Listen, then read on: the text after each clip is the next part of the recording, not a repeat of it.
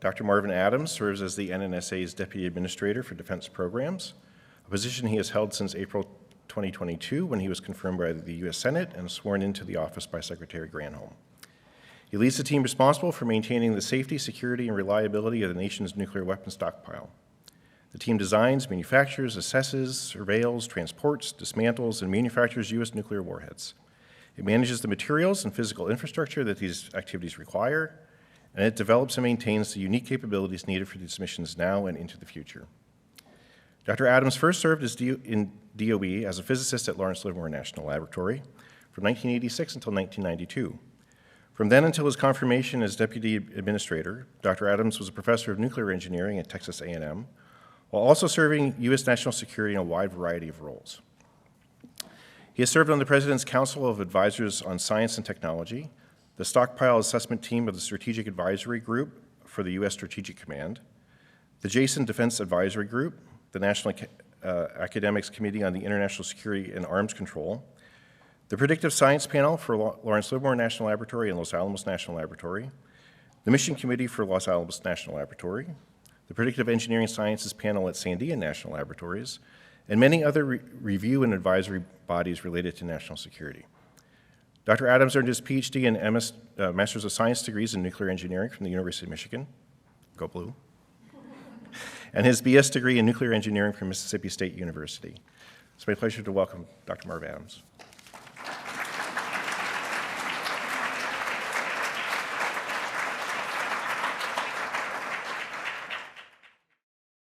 Well, thank you, Jeff, for that introduction. That cuts my remarks a little bit shorter because I don't have to tell you some of my history. I do want to start with a little bit of history, though. My first job in the nuclear industry was 46 years ago, which blows my mind. It might not seem that interesting to you, but 46 years ago, I went to work at Sequoia Nuclear Power Plant, just outside of Chattanooga, Tennessee. To put that in perspective, 46 years before that, the neutron had not yet been discovered. 40 years before I started at Sequoia Nuclear Plant, fission had not been discovered. 35 years before I started at that plant, Fermi still did not have his Chicago pile critical yet under the stadium in Chicago. So there 35 years before I started work at a nuclear power plant, there was not yet a man-made critical reactor that had come about. So I like to say I've been in the business for more than half of the business. I want to switch gears a little bit, still talking a little bit about history. The fellowship that you have, by the way, I want to echo Dr. Bearhay's congratulations to you. You are in an elite group. I hope you appreciate that. I'll come back to that in just a minute. You can trace the history of this fellowship that you have all the way back to the AEC fellowship program that was underway in the 50s and 60s. And that same fellowship program has, when the AEC went away and then when the Department of Energy was formed, there was a DOE graduate fellowship, and I held that fellowship during my graduate work. So I feel that connection with you. We have this common fellowship lineage. I also had to do a practicum at a national laboratory, as some of you have and some of you will. And the laboratory that I chose was Los Alamos National Laboratory. That was 1984. I went to Los Alamos in 1984. That began my long association with what is now the National Nuclear Security Administration. NNSA did not exist in 1984, but certainly the ingredients that went into NNSA did. So that was my first interaction. My first actual job was my summer practicum for my graduate fellowship, my first in the enterprise. And then later, as Jeff said, I went to Lawrence Livermore National Laboratory as a computational physicist in the nuclear weapons program when I got my PhD. I left there and went to Texas A&M University to be a professor, but stayed connected to NNSA and its predecessors since then, ultimately leading to this unexpected turn of events in which I was called to serve here in Washington as the Deputy Administrator for Defense Programs. So, like Dr. Berhe, I've taken leave from a tenured faculty position to come here and serve the country in this capacity. I want to go back to this business of the honor that you've been granted here. You wouldn't be here if you didn't have remarkable abilities. You wouldn't be here if you didn't have a remarkable record of achievement. And now you have a remarkable opportunity.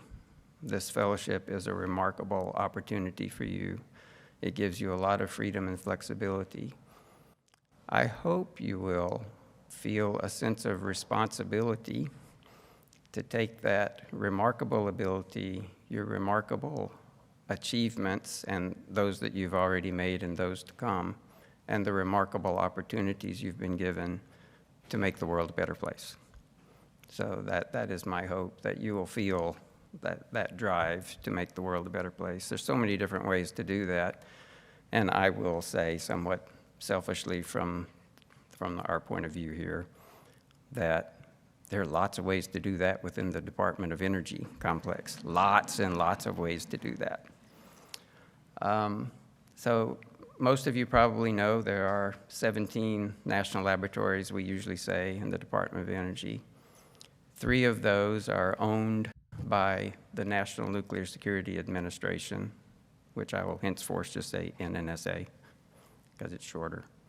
So those are the Los Alamos National Laboratory, the Sandia National Laboratories, one in Albuquerque, one in Livermore, California, and then the Lawrence Livermore National Laboratory.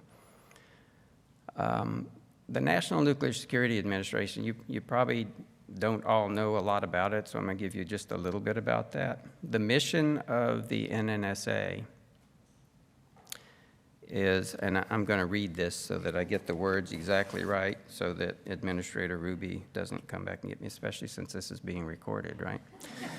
So the NNSA mission is to protect the nation, our allies, and our partners by providing a resilient and responsive nuclear security enterprise. We have 4 main areas that we focus on in NNSA, in no particular order except that I'm going to do mine last. One of these is to leverage transformative technologies to address emerging challenges. There are a few examples that come to mind. Tammy Ma is going to tell you about one. I wish I could stay and hear her talk, but I've got to go get ready to travel to France later today. So fusion energy is an emerging challenge, I'd say. It's long been a challenge, but maybe what's emerging is some breakthroughs that might make it a reality. Another priority for NNSA is to harness the atom to power our naval fleet. So you may not know, but the Naval Reactors Program is housed within the NNSA. Another is to forge solutions that enable global security and stability. That is the realm of our defense nuclear nonproliferation and counterproliferation, threat reduction sort of efforts that are another big part of the NNSA. And then finally, as Jeff mentioned regarding my job, we have a mission to deliver safe, secure, and reliable nuclear warheads for an effective nuclear deterrent force. So that's kind of my job. And deliver involves all of those other verbs that Jeff mentioned: design, assess, qualify, certify, transport, manufacture, disassemble, assemble, all these things that we need to do. And it turns out that we can't contract this out. It's a good thing, too. You can't go buy weapons-grade plutonium. You can't go buy weapons-grade high-enriched uranium. You can't hire somebody to make a primary, right? We have to do all of that ourselves. So that's what, in a nutshell, NNSA is all about. I want to emphasize that if you look at those 4 different things that are priorities for NNSA, I am confident you can find a place in there for yourself. So I'm putting in a little plug there for at least take a look at the NNSA laboratories. There's a lot going on there, a lot of it associated with nuclear weapons, a lot of it associated with nonproliferation, but so much going on in emerging challenges and basic scientific research that, again, I hope you'll take a look. I want to close just by remarking on some overlaps I heard, little points. I was born in Seattle. I heard somebody being from Seattle. I went to high school and undergraduate in Mississippi, and I heard somebody from Jackson State. Heard somebody from College Station. Of course, that's where my permanent home is still, and that's where I taught as a professor for 30 years at Texas A&M University, which I also heard. And I forgot to mention that in my career at Texas A&M, I was the advisor for, I'm not sure quite how many computational science graduate fellows, but at least 5, 6, and I was on committees for others. So again, I feel quite a connection to you and the program that supports you. A lot of gratitude to the people who keep this thing going. It's an outstanding program. And remember, much is expected of him or her to whom much is given. Thank you.